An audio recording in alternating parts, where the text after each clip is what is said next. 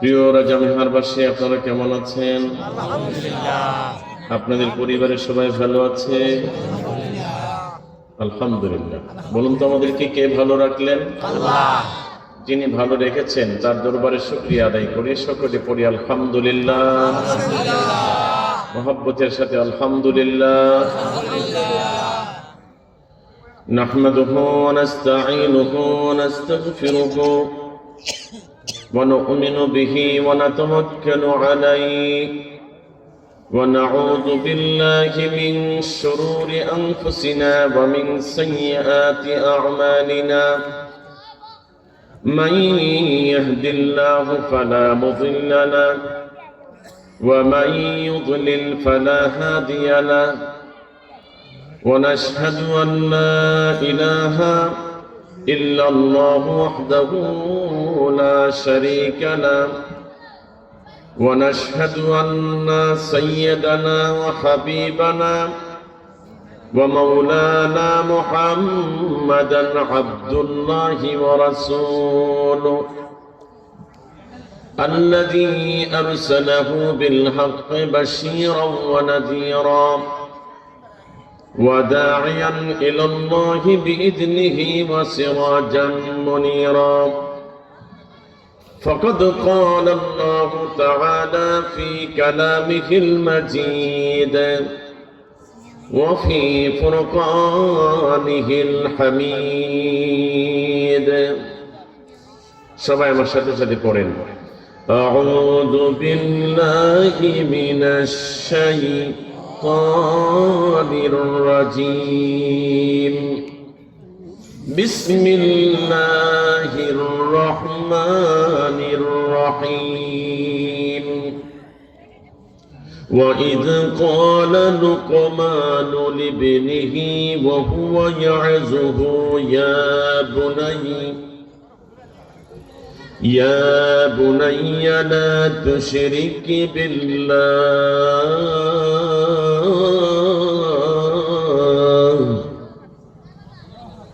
إن الشرك لظلم عظيم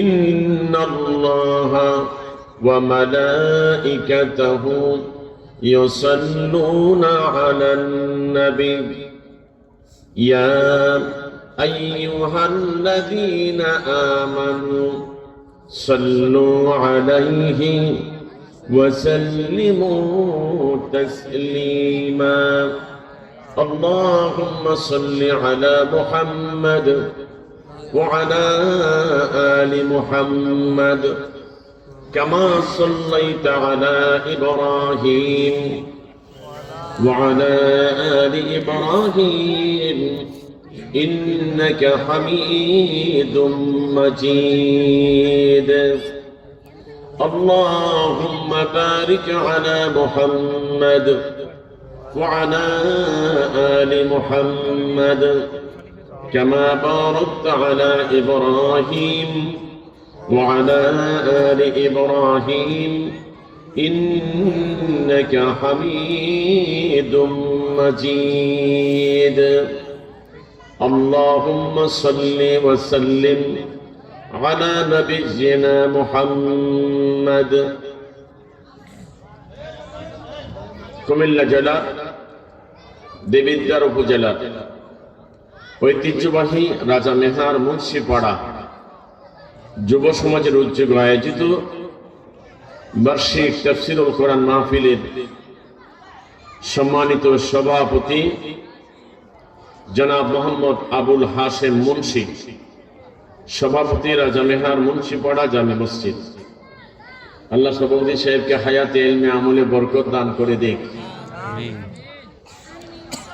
আজকের মাহফিলের প্রধান অতিথি জনাব আলহাজ হযরত মাওলানা AKM ফজলুর রহমান মুন্সি, যিনি অনেক বছর পর্যন্ত ইসলামের খেদমত করেছেন মিডিয়ার মাধ্যমে। আমি ওয়াজ করেছি, উনি আমার পাশে অনেক সময় বসা ছিলেন। আমি ভাবছিলাম আজকেও উনি থাকবেন, কিন্তু অসুস্থতার কারণে থাকতে পারেননি। আল্লাহ ওনাকে হায়াত দারাজ করে দিক, ওনার স্বাস্থ্যটাকে আল্লাহ সুস্থতা দান করুক। আজকের মাহফিলের প্রধান বক্তা পীরজাদা নাইমুর রহমান সাহেব হাফিজাহুল্লাহ, দৌলতপুর দরবার শরীফ। হুজুর এসেছেন, সময় হলে তিনি চলে আসবেন। আল্লাহ হুজুরকে হায়াতে ইলমে আমলে বরকত দান করে দিক। আমাকে বিশেষ বক্তা হিসেবে আপনারা রেখেছেন, এই জন্য আপনাদের সকলকে আন্তরিকভাবে ধন্যবাদ ও মোবারকবাদ জানাচ্ছি। আলোচনা পেশ করেছেন অত্যন্ত চমৎকার ভাবে আমার অত্যন্ত প্রিয়তম আদরের ব্যক্তি, বিশিষ্ট ইসলামী চিন্তাবিদ, সারা বাংলার আলোড়ন সৃষ্টিকারী জনাব হযরত মাওলানা আরিফ বিল্লাহ জাফরি হাফিজাহুল্লাহ। আল্লাহ তার কণ্ঠকে, তার ইলমকে দ্বীনের জন্য মঞ্জুর করুক। ওয়াজ করেছেন হযরত মাওলানা জাকির হোসেন সাহেব, অনেক সুন্দর সুন্দর কথা বলেছেন। আল্লাহ ওনার কথাগুলিকে হিদায়াতের জন্য কবুল করুক। ওয়াজিনী কেরামদের মধ্যে আরো যারা ছিলেন, হাফিজ মাওলানা মোহাম্মদ মাসুদুর রহমান মুন্সি, হাফিজ মোহাম্মদ ইয়াসিন আহমেদ সাহেব, আল্লাহ উভয়কে কবুল করুক। মাহফিল পরিচালনা এখানে অনেকের নাম রয়েছে, আল্লাহ সকলকে দ্বীনের জন্য, দ্বীনের মুজাহিদ হিসাবে মঞ্জুর করুক। শ্রদ্ধাভাজন মুরব্বিয়ানে কেরাম, বেরাদারান ইসলাম, উপস্থিত মুসলমান ভাইয়েরা, পর্দার অন্তরালের আবেদা, জাহেদা, সালেহা, নেককারিনী আমার মা ও বোনেরা, কলিজার টুকরা আমার যুবক ও তরুণরা, মহান আল্লাহ রাব্বুল ইজ্জত ওয়াল জালালের দরবারে আলিশানে অসংখ্য অগণিত শুকরিয়া জ্ঞাপন করছি। তিনি আমাদেরকে রাজা মেহার মুন্সিপাড়ার আজকের এই মুবারক মাহফিলে কালামে হাকিমের আলোচনা শোনার জন্য কনকনে শীতের মধ্যে সকল ব্যস্ততা পরিহার করে এই সুন্দর বেহেশতের বাগানে আমাদেরকে আল্লাহ নির্বাচিত করে আসার সুযোগ করে দিয়েছেন। এজন্য মনিবের দরবারে সবাই মিলে একসঙ্গে কালিমাতুশ শুকর আদায় করি, একটু আওয়াজ করে বলি আলহামদুলিল্লাহ। রব্বানা লাকাল হামদ হামদান কাসীরান তাইয়িবান মুবারাকান ফীহি ইয়া রাব্বি লাকাল হামদু কামা ইয়ানবাগি লিজালালি ওয়াজহিকা ওয়া আযীমি সুলতানিক। আলহামদুলিল্লাহ। অসংখ্য অগণিত দরুদ ও সালাম নবীজির উপরে, সকলে পড়ি আল্লাহুম্মা সাল্লি ওয়া সাল্লিম আলা নবিয়িনা মুহাম্মদ। রূহের মাগফিরাত কামনা করছে আদম থেকে এই দম পর্যন্ত সারা দুনিয়া থেকে যত মুসলমান মুসলিমাত, মুমিন মুমিনা দুনিয়ার সফর শেষ করে কবরে চলে গেছেন, আল্লাহ সকলকে মাফ করে দিক। দোয়া করছি যারা এই মাহফিলের আয়োজন করলো, আমার কলেজার টুকরা যুবকরা, তরুণরা, আমার কাছে অনেক ভালো লেগেছে। ওরা আগে আনছে যে ওদের অবস্থা দেখে আমি অনেক খুশি হয়েছি। আল্লাহ যেন তাদের প্রতি খুশি হয়ে যায়, আল্লাহ যেন তাদের সকলকে দ্বীনের মুজাহিদ হিসেবে মঞ্জুর করে। যারা এই মাহফিলের আয়োজন করলো, আর আপনারা যারা এই মাহফিল শোনার জন্য আসলেন, আর আমরা যারা কিছু বলার জন্য আসলাম, কিয়ামতের দিন মুসিবতের সময় এই মাহফিলটা আমাদের সকলের জন্য আল্লাহ তাআলা নাজাতের ওসিলা বানায়া দেয়। আর একটু জোরে বলেন আমিন। সম্মানিত উপস্থিতি, আমি ভূমিকায় বেশি কথা বলবো না, আমি সরাসরি আলোচনাতে চলে যাব। অল্প কিছুদিন আগে আপনাদের এখান থেকে একেবারে কাছাকাছি এই গ্রামেই রাজা মেহার কাওয়ালি পাড়া এসে গিয়েছিলাম। আপনাদের কেউ কেউ ওখানে ছিলেন, এরকম আছেন? আছেন, বলতে পারবেন কেউ আমি কি বিষয়ে আলোচনা করছিলাম? কোন বিষয়ে আলোচনা করেছিলেন কেউ কি বলতে পারবেন? আচ্ছা, যদি বলতে না পারেন, এক মাসও তো হয় নাই, হয়েছে। যদি বলতে না পারেন তো আমল করবেন কেমনি? এজন্য ওয়াজ মনে রাখা দরকার আছে না নাই? ওয়াজ মনে রাখা দরকার।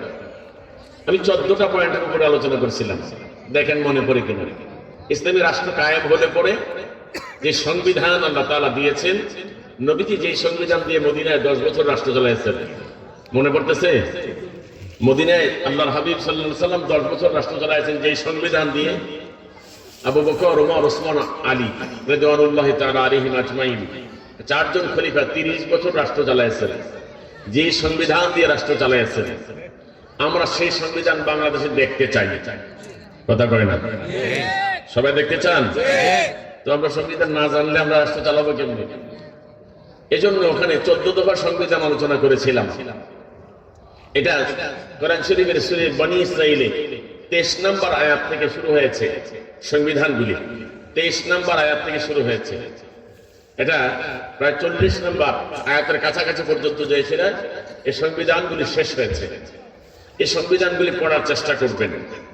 আমরা শুধু ইসলামী রাষ্ট্র হোক বললেই হবে না। ইসলামী রাষ্ট্র ইসলাম মোতাবেক চালানোর মতো যোগ্যতা সম্পন্ন লোকের দরকার আছে না নাই? তাহলে যোগ্যতা সম্পন্ন লোক আমরা হতে হবে না?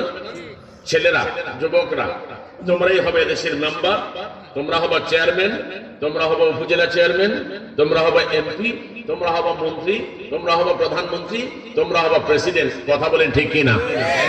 তাহলে এগুলি জানা দরকার না? কোরআন থেকে আমরা এগুলি জানবো। আল্লাহ তৌফিক দান করুক, বলুন আমিন। ওখানে যেহেতু 14 দফার উপরে আলোচনা করেছিলাম, আজকে আমি নির্ধারণ করেছি আপনাদের সঙ্গে অন্য একটা বিষয় আলোচনা করব। বলেন ইনশাআল্লাহ। আজকের বিষয়টা হলো ইসলামী রাষ্ট্র চালাইতে হলে যে ইসলাম দিয়ে রাষ্ট্র চালাবে তাদের জন্য ইমানের দরকার আছে না নাই? ইমান ছাড়া পারবে? ইমান ছাড়া বেঈমানরা ইসলামী রাষ্ট্র দিয়ে ইসলামী শাসন চালাবে না।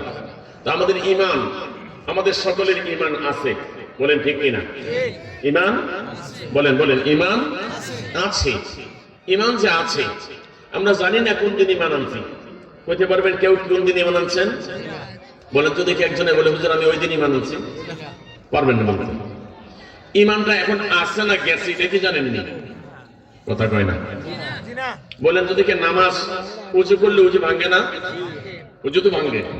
উজু ভাঙার কিছু কারণ আছে না? উজু ভাঙে যায়। উজু ভেঙে গেলে আবার নতুন করে উজু করা লাগে। নামাজ শুরু করলে নামাজ আবার কিছু সময় ভেঙে যায় না, মাঝে মাঝে কিছু ভাঙার কারণ আছে। এগুলি কারণটা পাওয়া গেলে নামাজ ভেঙে যাবে। রোজা রাখা শুরু করলে রোজা ভেঙে যেতে পারে না? ইমান যে আল্লাহ আমাদের ইমানটা কি ভাঙতে পারে না? ইমান তো ভাঙতে পারে। এই ইমান ভাঙা কিছু কারণ আছে। এই কারণগুলি জীবনে কোনোদিন শুনছেন? শুনছেন না। কারণ আমি যেভাবে ওয়াজ বের করে জনগণকে দেওয়ার চেষ্টা করি এরকম ভাবে সবাই পারে না বা সবাই করেও না, প্রয়োজনে মনে করে না। তো আমি প্রয়োজন মনে করি। কারণ এ জাতিকে সঠিক পথে চালাতে হলে কোরআনের বিকল্প কিছু আছে। কোরআনের ওয়াজ অনেক আছে। কোরআনের পরে এই কোরআনের ওয়াজও কিছু কিছু আছে স্বাভাবিকভাবে করে চলে যাওয়া, আর কিছু কিছু আছে এটার গভীরে দিয়ে সেগুলি বের করে করা। কি বলেন ঠিক কিনা? আমি আপনাদের কাছে আজকে আমাদের ইমানটা আছে না চলে গেছে, বা কারো ইমান আনার পরে তার ইমানটা থাকলো না চলে গেল, এই ব্যাপারে আপনাদের কাছে আলোচনা করবো। আপনারা কি মনে করেন? ভালো হবে? কারণ ইমান ছাড়া তো জান্নাতে যাওয়া যাবে না। যদি বাই চান্স আমার ইমানটা অ্যাক্সিডেন্টে চলে যায় তাহলে আমি তো জান্নাতে যেতে পারবো না। কি বলেন ঠিক কিনা? তাহলে আমার ইমানটা যদি চলে যায় তাহলে আমি আবার রিনিউ করবো, আমি এটাকে আবার ঠিক করে নেব। ঠিক আছে না? তাহলে এখন ইমান আছে না চলে গেছে জানা দরকার আছে। ইমান চলে যাওয়ার, ইমান ভেঙে যাওয়ার, ইমান ভঙ্গ হওয়ার কারণ হলো 10টা। বলেন কয়টা? এই 10 দফা আলোচনা হবে আজকে। কয় দফা? ওই দিন ছিল কয় দফা? 14 দফা। আজকে হবে কয় দফা? 10 দফা। আল্লাহ তাআলা আমাকে বুঝিয়ে দেওয়ার আর আপনাদেরকে বুঝে দেওয়ার তৌফিক দান করুন। সবাই বলেন আমিন। 10 দফা আলোচনা। আগে মুখস্থ করেন কয় দফা আলোচনা হবে। এটা বিষয়টা কি? ইমান ভঙ্গ হওয়ার কারণ। বলেন ইমান ভঙ্গ হওয়ার কারণ, যেটা জীবনে হয়তো শুনেন নাই, ওয়াজ বিচ্ছিন্ন ভাবে শুনেছেন, কিন্তু এইভাবে 10টা ধারাবাহিক ভাবে হয়তো জীবনে কোনোদিন শোনেন নাই। পারলে মোবাইলে রেকর্ড করে রাখেন আর শোনার জন্য চেষ্টা করবেন, অথবা আমার ইয়া দিয়ে নাম দিয়ে সার্চ দিলে আমার নামের যে ওয়াজগুলি আছে ওই ওয়াজগুলির মধ্যে 10 দফা পাবেন। আছে, ওগুলি নেটে আছে। তারপরে বলবো আজকে আমি আপনাদের সামনে সরাসরি সেই আলোচনাগুলি করবো। বলেন ইনশাআল্লাহ। তাহলে আমরা জানলাম ইমান ভঙ্গ হওয়ার কারণ কয়টা। আবার বলেন কয়টা? আরেকবার বলেন কয়টা? মাশাআল্লাহ। আজকের আলোচনা সেই 10 দফা। 1 নম্বর কারণ, ইমান ভঙ্গ হওয়ার 1 নম্বর কারণ হলো ইমান আনার পরে কেউ ইমানদার বলে দাবি করার পরে, মুসলমানে করে জন্ম নেওয়ার পরে, সে প্রকৃত ইমানদার হওয়ার পরে সে যদি আল্লাহর সঙ্গে শিরিক করে, সঙ্গে সঙ্গে তার ইমানটা ভেঙে যায়, তার আর ইমান থাকে না, সে বেঈমান হয়ে যায়। এখন আমরা জানি হিন্দু, বৌদ্ধ, খ্রিস্টান যারা আছে, ইহুদি, নাসারা, সবাই মুশরিক। কিন্তু মুসলমানদের মধ্যে মুশরিক আছে না নাই? মুসলমানদের মধ্যে মুশরিক আছে। এখন আসুন দেখি এই ব্যাপারে আল্লাহ তাআলা কোরআনে কারীমের সূরা লুকমানের মধ্যে লুকমান আলাইহিস সালাম তার ছেলেকে ওয়াজ করেছিল। যখন লুকমান আলাইহিস সালাম তার ছোট্ট ছেলেটাকে, বড় ছেলে না, ছোট, একেবারে ছোট ছেলেকে ওয়াজ করেছিল, ওয়াজ করতে চেয়েছিলেন, যে উপদেশগুলো দিয়েছিল এর মধ্যে এক নাম্বার ওয়ান উপদেশ ছিল, ওয়াজ ছিল বাবার ওয়াজ ছেলের কাছে। সেই ওয়াজটা ছিল শিরকের ব্যাপারে। আর এই ওয়াজটা আল্লাহর কাছে এত পছন্দ হয়েছিল, আপনারা যেভাবে মোবাইলে রেকর্ড করেন, আল্লাহ সেইভাবে আল্লাহ লাউহে মাহফুজের মধ্যে কোরআনে সেটাকে রেকর্ড করেছেন। এবার বলেন ওয়াজের দাম বেশি না কম? আল্লাহ নিজে রেকর্ড করেছেন। কার জন্য রেকর্ড করেছেন? আমাদের জন্য, আমাদেরকে শোনাবার জন্য। এই আয়াতটাই আমি আপনাদের কাছে তিলাওয়াত করেছি। এখানে অনেকগুলি ওয়াজ আছে, একটা তিলাওয়াত করেছি। আল্লাহ তাআলা বলছেন, وَإِذْ قَالَ لُقْمَانُ لِابْنِهِ وَهُوَ يَعِظُهُ يَا بُنَيَّ لَا تُشْرِكْ بِاللَّهِ إِنَّ الشِّرْكَ لَظُلْمٌ عَظِيمٌ। লুকমান আলাইহিস সালাম, আল্লাহ বলছেন স্মরণ করো যখন লুকমান তার ছেলেকে ওয়াজ করতে যেয়ে, উপদেশ দিতে যেয়ে, আপনারা আপনাদের ছেলেদেরকে উপদেশ দেন না, উপদেশ দিতে যেয়ে সে উপদেশের ছেলে বলছিল ইয়া বুনাইয়া। ইয়া বুনাইয়া হলো আপনারা আদর করে বাচ্চাদেরকে ডাক দেন, ফুকুমণি, জাদুমণি, ছোট্টমণি, বাবু, এই শব্দগুলি বলে বাচ্চাদেরকে ডাক দেন না? তার নাম কি আসলে ফুকুমণি? নাম কি বাবু? না, নাম অন্য একটা। এটা আদরের ডাক। বলেন কিসের ডাক? আরব দেশের লোকেরা আদরের ডাক দিতে যে এইভাবে বলতেন, ইয়া বুনাইয়া। ইয়া বলেন ইয়া বুনাইয়া, ছোট্ট বাচ্চাদেরকে ডাক দিতেন। এই ডাকটা দিয়ে কি বললেন? লা তুশরিক বিল্লাহ, আল্লাহর সঙ্গে কাউকে শরীক বানায়ো না, আল্লাহর সঙ্গে কাউকে শরীক বানায়ো না, আল্লাহর সঙ্গে শরীক করা যাবে না। ইন্নাশ শিরকা লাযুলমুন আযীম। এ ছেলেরে, জেনে রাখো যত গুনাহ আছে সকল গুনাহর মধ্যে শ্রেষ্ঠ গুনাহ আকবারুল কাবায়ের, সবচেয়ে বড় গুনাহ, কবিরা গুনাহের মধ্যে সবচেয়ে বড় গুনাহ হলো আল্লাহর সঙ্গে শরীক করা। আওয়াজ করে বলেন নাউজুবিল্লাহ। ইন্নাশ শিরকা লাযুলমুন আযীম, যুলমুন আযীম, মহা গুনাহ। এরকম বড় গুনাহ আর নাই, এটা সবচেয়ে বড় গুনাহ। এখন আসেন দেখি, শিরক করতে বাবা সন্তানকে নিষেধ করেছেন। এখন এই ওয়াজ আমরা আমাদের সন্তানদের কাছে করা দরকার আছে না নাই? আরো জোরে বলেন আছে না নাই? খুব মনোযোগ লাগবে কথাগুলি, কেমন পয়েন্ট ভিত্তিক কথা, তো মনোযোগ না থাকলে মনে থাকবে না। আর যদি কাগজ কলম থাকতো, যদি লিখে ফেলতে পারতেন আরো ভালো ছিল। ছেলেদেরকে বলে দিয়ে যাই, আমি যখন ওয়াজ করতে আসবো তোমরা চেষ্টা করবা কাগজ কলম সাথে রাখার জন্য। আমরা এটি রাখতাম আগে, মাদ্রাসার ছাত্ররা, স্কুল কলেজের ছাত্ররা কাগজ কলম রাখবা। আর যদি তা না পারো, মোবাইলের মধ্যে রেকর্ড করে রাখবা। কথাগুলি অনেক দামি, আল্লাহ তাআলা কবুল করুক, বলুন আমিন। ইন্নাশ শিরকা লাযুলমুন আযীম। হযরত লুকমান আলাইহিস সালাম তার ছেলেকে বলল, জেনে রাখো শিরকটা হলো সবচেয়ে বড় পাপ, মহাপাপ। শিরক 4 প্রকার। বলেন কয় প্রকার? 4 প্রকার।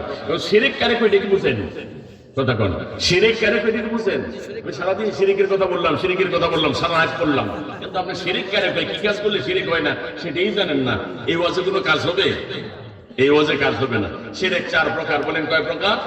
1 নম্বরে শিরক বিল জাত, আল্লাহর জাতের সঙ্গে শিরক করা। আমাদের সকলের জাত আছে না নাই? বলেন জাত আছে না নাই? এটা মুন্সি জাত। এটা কোন জাত? মুন্সি জাত। আরেকটা কাওয়ালি জাত, আরেকটা সরকার জাত, আরেকটা ভুইয়া জাত, আরেকটা চৌধুরী জাত, আরেকটা মোল্লা জাত, আছে না নাই? এবার জাত বুঝছেন তো? এবার আপনারা বলেন কি আল্লাহ কোন জাতের? আল্লাহ কি ভুইয়া, চৌধুরী, মুন্সি? তাহলে আল্লাহ কোন জাতের না। কেন? লাম ইয়ালিদ ওয়া লাম ইউলাদ, তিনি কারো থেকে জন্ম নেন নাই। আপনি মুন্সি করে জন্ম নিয়েছেন, এই জন্য মুন্সি জাত। আরেকজন সরকারের করে জন্ম নিয়েছে, সে সরকার জাত। আরেকজন ভুইয়ার করে জন্ম নিয়েছে, সে ভুইয়া জাত।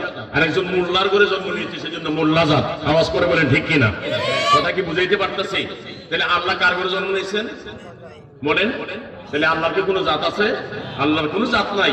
লাম ইয়ালিদ ওয়া লাম ইউলাদ, তিনি কারো থেকে জন্ম নেন নাই, তিনি কাউকে জন্ম দেন নাই। এবার কি কথা পরিষ্কার হয়েছে? তাহলে আল্লাহর জাতের সঙ্গে শরীক করা যাবে না। আল্লাহর বাপ আছে এটা বলা যাবে না, আল্লাহর সন্তান আছে এটা বলা যাবে না, আল্লাহর বউ আছে এটা বলা যাবে না। যদি কেউ বলে আল্লাহর বাপ আছে, যদি কেউ বলে আল্লাহর বউ আছে, যদি কেউ বলে আল্লাহর সন্তান আছে, সেই ব্যক্তি মুশরিক হয়ে যাবে, তার আর ঈমান থাকবে না, ঈমানটার সঙ্গে সঙ্গে ভেঙে যাবে। এক নম্বরটা বুঝছেন? সবাই বুঝতে পেরেছেন? দুই নম্বর আল্লাহর জাত, দুই নম্বরে হলো আল্লাহর সিফাতের সঙ্গে করা, শরীক করা। সিফাত মানে গুণ। আমাদের অনেকের গুণ আছে না নাই? মানুষের বৈশিষ্ট্য গুণ আছে না নাই? আল্লাহর এরকম কিছু গুণ আছে, যে গুণগুলি আল্লাহর নির্ধারিত, এই গুণের মধ্যে কেউ অংশীদার হতে পারে না। যেমন আপনি হাসি দিয়ে কথা বলেন, এটা একটা গুণ। দেখলে আগে আগে সালাম দিয়ে এটা একটা গুণ। দেখলে ভালো মন্দ জিজ্ঞেস করেন, এটা একটা গুণ। এই মানুষের কাছে পেলে আপ্যায়ন করেন, এটা একটা গুণ। এরকম অনেক গুণের সমাহার আমাদের মধ্যে আছে না নাই? এখন আল্লাহ তাআলার কাছে কিছু স্পেশাল গুণ আছে, যে এই গুণগুলি আর অন্য কারো নাই। এবার আপনারা বলেন তো দেখি, এই সামিয়ানার নিচে যে বসছেন, দুই দিক দিয়ে সামিয়ানা আছে, ওদিক দিয়ে মসজিদ, এদিক দিয়েও সামিয়ানা, মাঝখানে আপনারা বসে আছেন। বাহির থেকে আপনাদেরকে কি কেউ দেখে? কথা বলেন, দেখে? আপনি কি বাহিরটা দেখেন? তাহলে এই দেখাটা আপনার সীমার ভিতরে, সীমার বাইরে নয়। এবার আপনারা বলেন দেখি, আল্লাহ দেখে কি দেখে না? আল্লাহ কোথায় আছে? সাত আসমানের উপরে আরশ আজিমে। ওখানে থেকে আপনাকে এত আসমান ভেদ করে, এই সামিয়ানা ভেদ করে, যত কিছু আছে সবকিছু ভেদ করে আল্লাহ দেখে কি দেখে না? এই দেখাটা কার জন্য খাস? জোরে বলেন, কার জন্য খাস? আল্লাহ। আপনারা যেখানে কথা বলতেছেন, দেবিদ্যা থেকে শোনা যায়? আমি যে মাইক দিয়ে কথা বলতেছি, দেবিদ্যা থেকে শোনা যায় না? শোনা যায় না। 2 মাইল দূর থেকে কি শোনা যায়? 5 মাইল 10 মাইল দূর থেকে কি শোনা যায়? শোনা যায় না। এটা যত জোরেই বলি না কেন শোনা যায় না। আপনারা বলেন দেখি, আরশ আজিম থেকে আমাদের কথাগুলি আল্লাহ শুনে কি শোনে না? এই শোনার কথাটা কেমন? আমরা এখানে কি করতেছি বলেন তো দেখি। আমার অন্তরে কি নিয়ত আছে আপনারা কেউ জানেননি? আপনাদের অন্তরে কি নিয়ত আছে আমি জানিনি। আপনারা যারা যারা বউ বাড়িতে রেখে আসছেন, আপনার বউ এখন ভালো কাজ করতেছে না খারাপ কাজ করতেছে, কে কে বলতে পারবেন? পারবেন কেউ? আপনি মাহফিলের কথা বলে আসছেন, আপনি কি মাহফিলে আসছেন না অন্য কোথাও চলে গেছেন? আপনার বউ কি জানে? বলেন তো দেখি, আল্লাহ জানে কি জানে না? আরো জোরে বলতে হবে, জানে কি জানে না? এই আলিমুল গায়ব, আল্লাহ সামির, আল্লাহ শুনেন, আল্লাহ বাসীর, আল্লাহ সব দেখেন, আল্লাহ আলিম, আল্লাহ সব জানেন। এই গুণগুলি অন্য কারোর মধ্যে শামিল করা যাবে না। যদি বলে পীর বাবা জানে, শিরক হয়েছে। যদি বলে খাজা বাবা জানে, শিরক হয়েছে। যদি বলে খাজা বাবা আস্তানা থেকে আমাদেরকে দেখে, শিরক হয়েছে। যদি বলে খাজা বাবা আস্তানা থেকে আমাদের সব কথা শুনে, আমরা যা বলি সব শুনে ফেলে, এই কথাটা চিন্তা করার সঙ্গে সঙ্গে, বলার সঙ্গে সঙ্গে তার আর ঈমান থাকে না, সে মুশরিক হয়ে যায়। বুঝেছে? কয়টা গেল? দুইটা। এক নম্বরে হলো আল্লাহ তাআলা জাতের সঙ্গে শরীক করা যাবে না। 2 নম্বরে হলো আল্লাহর গুণের সঙ্গে শরীক করা যাবে না। 3 নম্বর হলো আল্লাহ তাআলার হুকুমতের সঙ্গে শরীক করা যাবে না। সকল হুকুমতের মালিক কে? আইন বানানোর মালিক কে? এখন আমাদের দেশে কি এতদিন পর্যন্ত স্বাধীনতার পরে 53 বছর এই যে দেশ চলেছে, এই দেশের ভিতরে কি যে আইন চলেছে, এটা কি আল্লাহর কোরআন দিয়ে হয়েছে? এটা কি আল্লাহর আইন ছিল? আওয়াজ করে বলেন, আল্লাহর আইন ছিল? আল্লাহর আইন ছিল না। এখন মানুষের তৈরি আইন। জমিনটা কার? সবাই বলেন, এই জমিন কার? আমরা কার? সবকিছু কার? তাহলে আইন চলতে হবে কার? আওয়াজ ভালো হয় না, জোরে বলেন, আইন চলবে কার? কিন্তু এতদিন চলছেনি। তাইলে আল্লাহর আইন ছাড়া অন্যের আইন মানাটা শিরক। অন্যের আইন মানাটা কি না? শিরক। এবার কিন্তু মারাত্মক ব্যাপার, আমার উপরও আসবো আল্লাহ। কথা কোন ঠিক কিনা? আমার উপরও আসবে কি আসবে না? বিপদ আছে কি আসে না? নাই। তাহলে আল্লাহর আইন আমরা মানতে পারি নাই, মানা দরকার ছিল কি ছিল না? ইমানদার কার আইন মানবে? আরো জোরে, কার আইন মানবে? কিন্তু এতদিন পর্যন্ত কি মানতে পারছি? মানতে পারি নাই। গুনাহ হয়েছে কি হয়েছে না? গুনাহ হয়েছে কি হয়েছে না?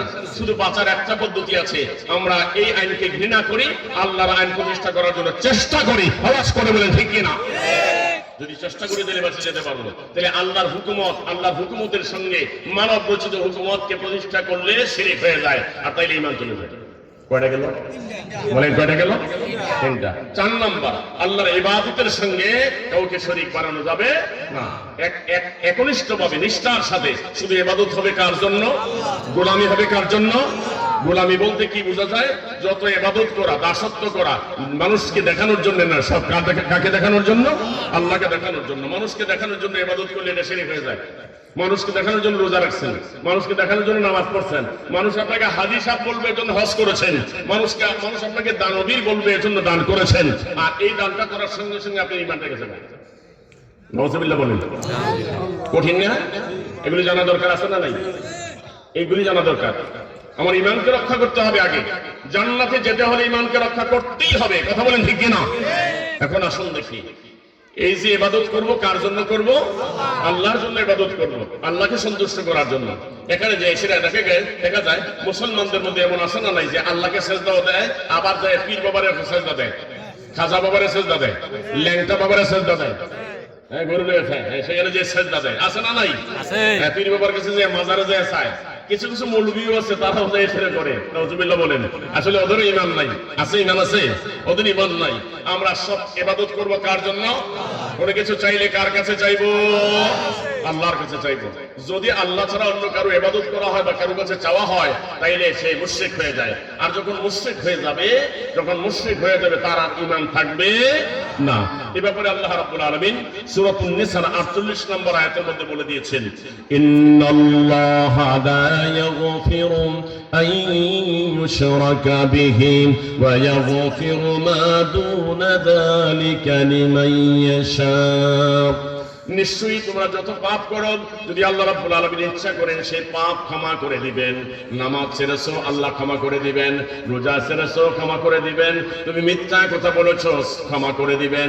যে কোনো গুনাহ করেছো, আল্লাহ রাব্বুল আলামিন যদি ইচ্ছে করেন তোমার সব গুনাহ মাফ করে দিবেন। কিন্তু লা ইয়াগফিরু আন ইউশরাকা বিহি, তুমি যে শিরক করেছো, শিরক করতে করতে মরে গিয়েছো, এমন সময় তুমি কবরে চলে গেছো, আল্লাহ রাব্বুল আলামিন তোমার এই গুনাহ মাফ করবেন না।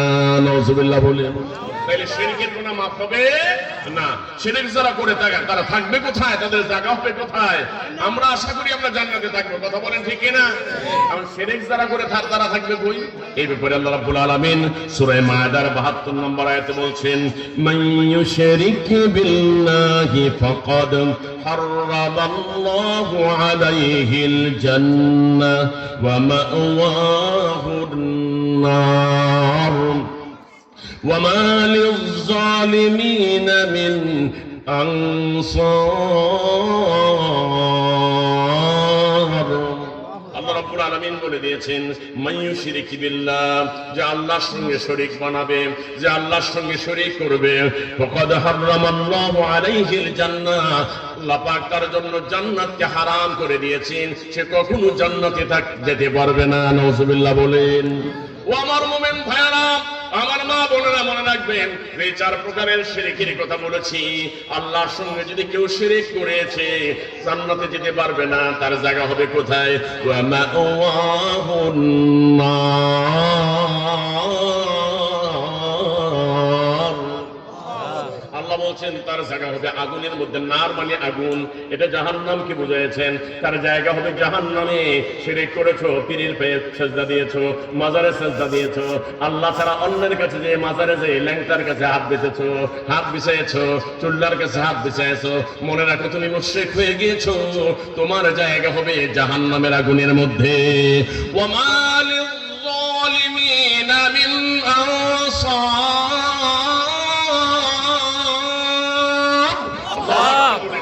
আল্লাহ বলছেন জেনে রাখো, মুশরিক যে হয়ে যাবে, যে আল্লাহর সঙ্গে শরীক করবে, ওই ব্যক্তি কখনো কখনো কখনো সাহায্যকারী পাবে না। সে বিপদে পড়ে চিৎকার করবে, কেউ তাকে সাহায্য করবে না। জোরে বলেন নাউযুবিল্লাহ। তাইলে আপনারা বলেন শিরক ধরবো না ছাড়বো? সবাই বলেন শিরক ধরবো না ছাড়বো? শিরক করলে ঈমান থাকে না যায়? এক নাম্বার হলো শিরক করলে ঈমান চলে যায়। আমরা শিরক করব না। আল্লাহ তুমি আমাদের সকলকে শিরক করা থেকে বাঁচায় রাখো, আমাদেরকে পরিপূর্ণ মুমিন বানায় দাও। বলেন আমিন। 10টার মধ্যে গেল একটা, বলেন কয়টা গেছে? বলেন বলেন কয়টা গেছে? 1 নাম্বার শিরক। 1 নাম্বার কি? শিরক করলে ঈমান চলে যায়। 2 নাম্বার হলো আল্লাহ ও বান্দার মধ্যে কাউকে মধ্যস্থতাকারী বানালে, আল্লাহ এবং বান্দার মধ্যে মধ্যস্থতাকারী। আমি আল্লাহর সঙ্গে ডাইরেক্ট কথা বলতে পারবো না, আমাকে আমার পীর বাবা, আমার খাজা বাবা, আমার ল্যাংটা বাবা, আমার দরবেশ বাবা আল্লাহর সঙ্গে সম্পর্ক করাইয়া দেবে। এই যে কথাটা, এটার নাম আরেকটা গুনাহ। এই যে মাধ্যম বানালো, যে মাধ্যম বানাবে তার ঈমান থাকবে না। নাউজুবিল্লাহ বলেন। তাহলে আমরা বুঝলাম আল্লাহর সঙ্গে কি মাধ্যম লাগবে নাকি? জোরে বলেন লাগবে নাকি? আপনি আল্লাহকে ডাক দিলে শুনে কি শুনে না? জোরে জোরে জোরে বলেন, শুনে কি শুনে না? ডাক দেন তো আল্লাহ, সবাই সুন্দর করে ডাক দেন আল্লাহ। ভালো লাগছে ডাক দিতে? দিবেন আল্লাহকে এভাবে ডাক? আল্লাহ শুনে কি শুনে না? আল্লাহ রাব্বুল আলামিনকে ডাক দিলে আল্লাহ শুনে, কিন্তু আল্লাহ ছাড়া অন্য যেগুলো জিনিসগুলিকে ডাকলাম, মূর্তিগুলিকে ডেকেছ, তুলসী গাছকে ডেকেছ, বট গাছকে ডেকেছ, খাজা বাবাকে ডেকেছ, ল্যাংটা বাবাকে ডেকেছ, যাকে যাকে ডেকেছ, সে তোমার কোনো উপকারও করতে পারবে না, তোমার কোনো ক্ষতিও করতে পারবে না। এই ব্যাপারে আল্লাহ রাব্বুল আলামিন সূরা ইউনূসের 18 নম্বর আয়াতে বলেছেন, ওয়া ইয়াবুদুনা মিন দুনিল্লাহি মা লা ইয়াদুররুহুম ওয়া লা ইয়ানফাউহুম। জেনে রাখো, তারা যাদের গোলামি করে, মূর্তির গোলামি করে, দশরার গোলামি করে, শ্রীকৃষ্ণের গোলামি করে, আছে না নাই? আছে না নাই? শ্রীকৃষ্ণের গোলামি করেন, মূর্তির গোলামি করে, তুলসী গাছের গোলামি করেন, বট গাছের গোলামি করে, চন্দ্রের গোলামি করে, সূর্যের গোলামি করে, মানুষের গোলামি করে, পীর বাবার গোলামি করে, ল্যাংটা বাবার গোলামি করে, আছে না নাই? এই যে গোলামি করলো, মা লা ইয়াদুররুহুম ওয়া লা ইয়ানফাউহুম, এই জিনিসগুলি কাউকে ভালো করতে পারে না, খারাপও করতে পারে না। আল্লাহু আকবার বলেন। আপনারা বলেন তো দেখি, ভালো করার মালিক কে? আওয়াজ ভালো হয় না। ভালো করার মালিক কে? খারাপ করার মালিক কে? তাহলে পীর বাবা আপনাকে ভালো করতে পারবে? খাজা বাবা, ল্যাংটা বাবা কেউ পারবে না। আল্লাহু আকবার বলেন।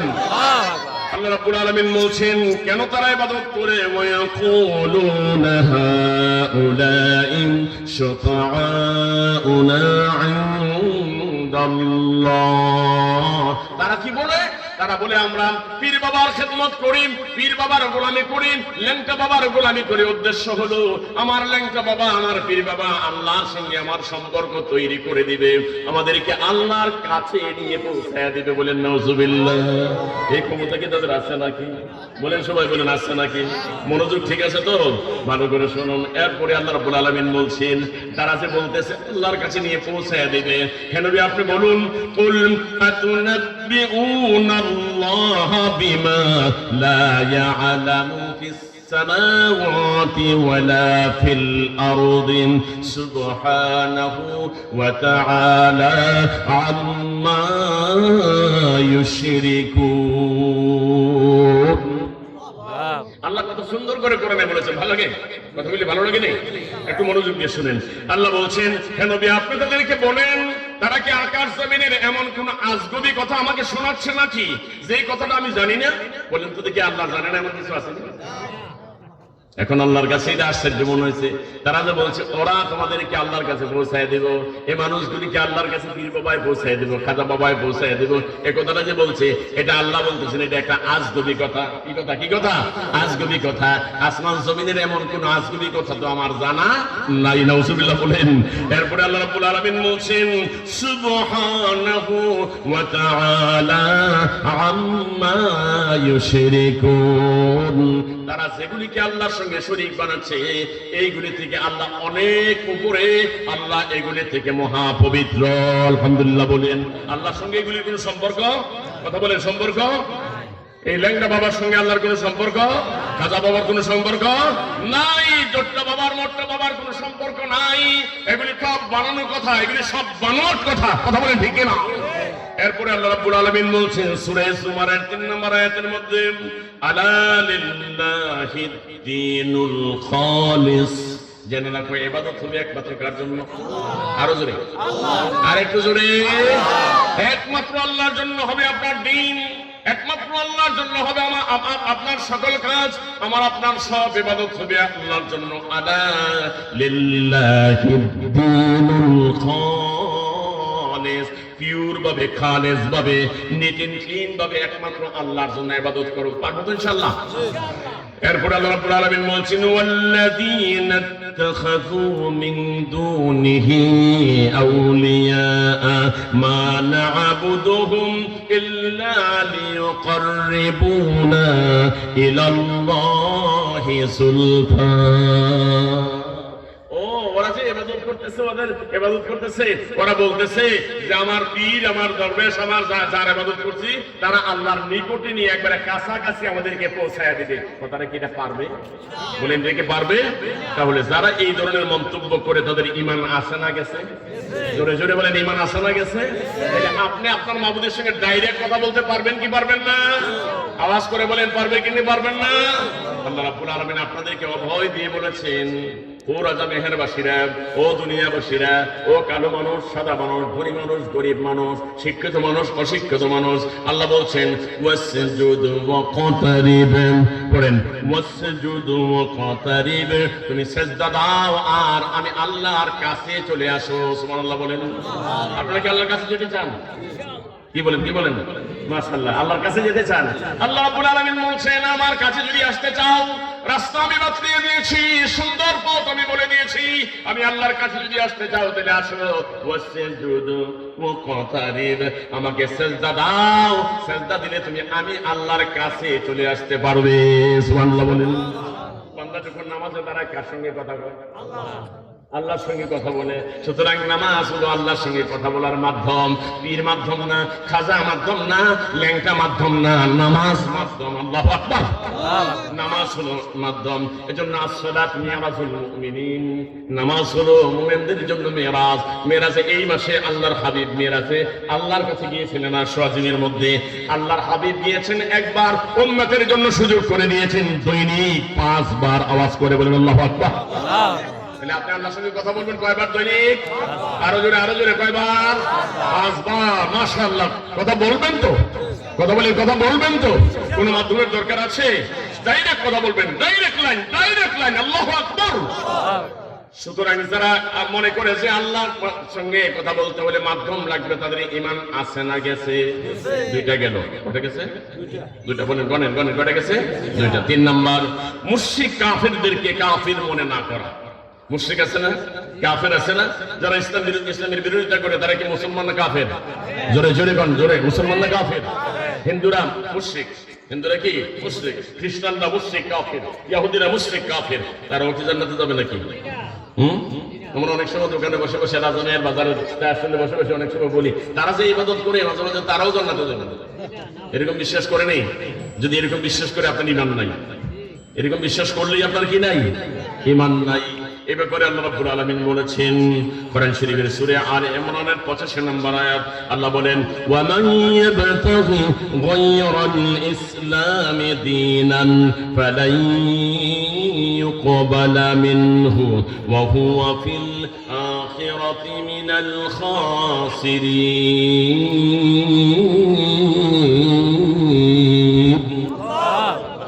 আল্লাহ তাআলা বলছেন ওয়া মান ইয়াবতাগি গায়রাল ইসলামি দীনান, আল্লাহর ধর্ম একটা। বলেন কয়টা? এটার নাম হলো ইসলাম। বলেন এটার নাম কি? ইসলাম কার ধর্ম? ইন্নাদ-দীনা ইনদাল্লাহিল ইসলাম, একমাত্র ইসলাম হলো আল্লাহর মনোনীত ধর্ম, আল্লাহর নির্বাচিত ধর্ম, আল্লাহর দেওয়া ধর্ম ইসলাম। হিন্দু ধর্ম আল্লাহর দেওয়া না, অমিয়া অন্যান্য বৌদ্ধ ধর্ম আল্লাহর দেওয়া না, খ্রিস্টান এখন যেটা আছে এটা আল্লাহর দেওয়া না, ইহুদিদের এখন বর্তমানে যে ধর্ম আছে এটা আল্লাহর দেওয়া না। আল্লাহর দেওয়াটাকে বিকৃত করে তারা অন্যরকম বানায় ফেলেছে। বলেন নাউজুবিল্লাহ।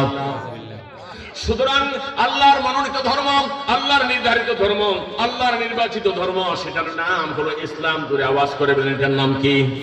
আল্লাহ তাআলা বলছেন ওয়া মান ইয়াবতাগি গায়রাল ইসলামি দীনান, যারা জীবন ব্যবস্থা হিসাবে, নিজের চলার জীবন ব্যবস্থা হিসাবে ইসলাম ছাড়া অন্য কিছুকে মানবে, অন্য কোন ধর্মে চলে যাবে, অন্য কোন ধর্মের অনুসরণ করবে, আল্লাহ বলছেন ফালাই ইউকবালা মিনহু, সে যত ইবাদত করুক না কেন একটা ইবাদত তো আল্লাহর কাছে কবুল হবে। কথা কি ক্লিয়ার বুঝছেন? আল্লাহ ছাড়া, আল্লাহর ইসলাম ধর্মের কোরআনের বিধান মানা ছাড়া, ইসলামের বিধান মানা ছাড়া অন্য যে কোনো পন্থায় সে যত সাজদা করুক, যত দান করুক, যত ইবাদত করুক, যত জিকির করুক, যত মেহনত করুক, যত কিছু করুক না কেন আল্লাহ বলেন ফালাইয়ুকবালা মিনহু, একটা আল্লাহর দরবারে কবুল হবে না। তাদের ভবিষ্যৎটা কি হবে, পরকালটা কি হবে? ওয়া হুয়া ফিল আখিরাতি মিনাল খাসিরিন,